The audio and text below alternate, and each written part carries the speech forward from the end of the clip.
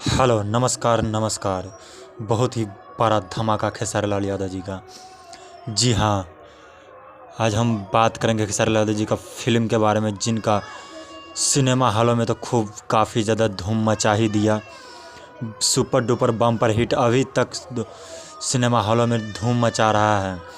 वही फिल्म, जी हाँ, मेहंदी लगा के रखना 3 अब वर्ल्ड टेलीविज़न पे आ रहा है शनिवार 28 नवंबर को शाम 7 बजे। तो देखना मत भूलिएगा, शनिवार 28 नवंबर शाम को 7 बजे खेसारी लाल यादव जी का फिल्म मेहंदी लगा के रखना 3 शाम को वर्ल्ड टेलीविज़न भोजपुरी सिनेमा पे धूम मचा देना है। इस फिल्म को मेहंदी लगा के रखना 3 काफ़ी ज़्यादा सुपर डुपर हिट फिल्म है, तो देखना मत भूलिएगा। वर्ल्ड टेलीविज़न भोजपुरी सिनेमा पर मेहंदी लगा के रखना 3। वीडियो अच्छा लगे तो लाइक कमेंट सब्सक्राइब जरूर कर देना।